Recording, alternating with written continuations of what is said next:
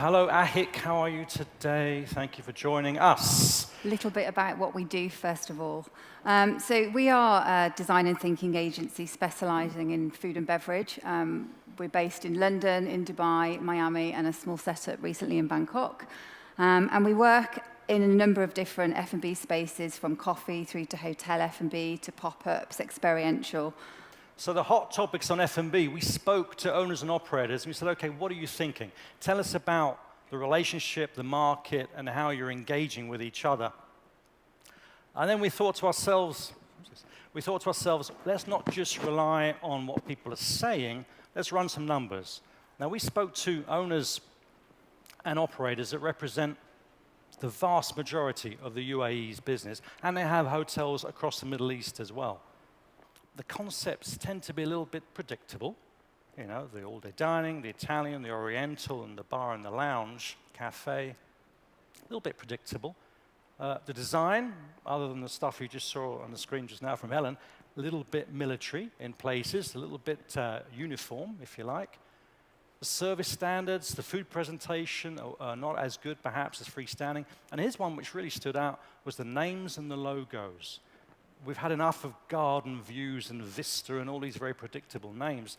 Those items were perhaps the most obvious manifestation of weakness in the hotel sector. The names and the logos were just one level below the freestanding restaurant. Well, here's the real story.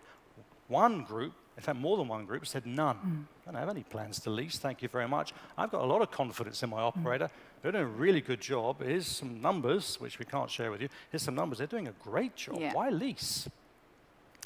But another party, similar size, said, well, actually, about 10 to 20% is leased now. And my plan, our plan, is that 80% of, that's all, right? That's all of the venues, apart from all-day dining, will be leased. And another comment, the nightclub, so easy to lease, right? One party leased the nightclub, and it ended up with security issues, access issues, and they had to fix that problem. So leasing isn't always the universal panacea. It's not always the fix, right? In some cases, if you've ever looked at our individual businesses and our estate as an F&B portfolio, you know, you've got a rooms business, and you've essentially got a restaurant business.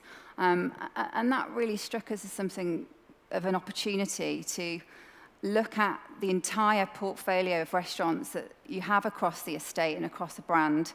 And you don't always have to start again in every case. You could take an asset, you could grow it, you can get some equity in it, and you could put it in another property.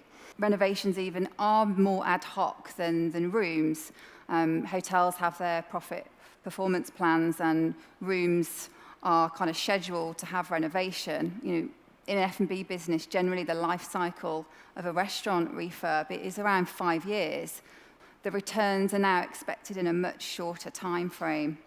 So it really makes us have to look at what the business model needs to be able to support the renovation program. So you've got some owners that we all know and we love them, and they're heavily engaged, and they sit in the lobby every day, and they've got their chair and they've got their coffee, and you know, they've got a particular favourite, and they've got opinions, which are all very valid.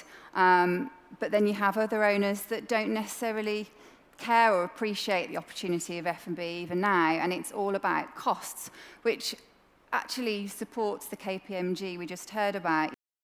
A general consensus from operators, you know, there is a pressure from owners' reps that they have to deliver. They have a board that they need to feed into, and they do appreciate that pressure, but the operators in some cases need to be more empowered to be able to make decisions and drive things forward. Imagine if you have a restaurant within a hotel and you're working with someone who's also marketing the rooms side. I've yet to meet a marketeer that can flex and do rooms and F&B and still call themselves a specialist in both fields. So there was almost a misalignment, so that the hotel operators we spoke to, their pipeline was absolute paramount. And I get that, we get that. They're publicly listed companies, growth is at the core of their reporting structure, right? And so the pipeline is what kept most of them busy. Whereas the asset guys, the owners, are more interested in right now, actually. Fix it right now, help me right now. So there was a little misalignment in that as well. We didn't very often hear the win-win phrase. You know, with any relationship between two parties, you would hope both parties would expect the other one to gain from it as well. Didn't hear it as often as we thought we would hear it. So this research report was done on 87 hotels in what we're broadly calling, or was called, New Dubai, okay? So everyone that we interviewed is represented in this. So it's 87 hotels and a staggering 500 plus restaurants.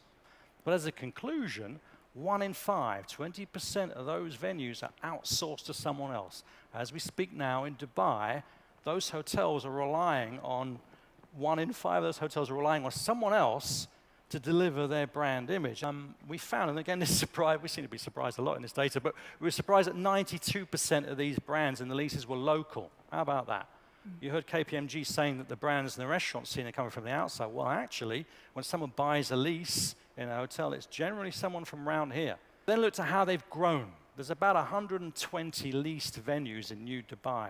And in the last 2 years alone, over half have popped up in the last 2 years. So something happened, right? 3-4 years ago, there was a frenzy of leasing. Leasing was in fashion, or some other business macro changed to make leasing a viable option. So they shot up in the last 2 years. It would be fascinating to see what happens the next 2 years and the next 5 years, or indeed if these guys are still there, right? They're leases. And the minute you sign that lease, the clock is ticking and they will be leaving.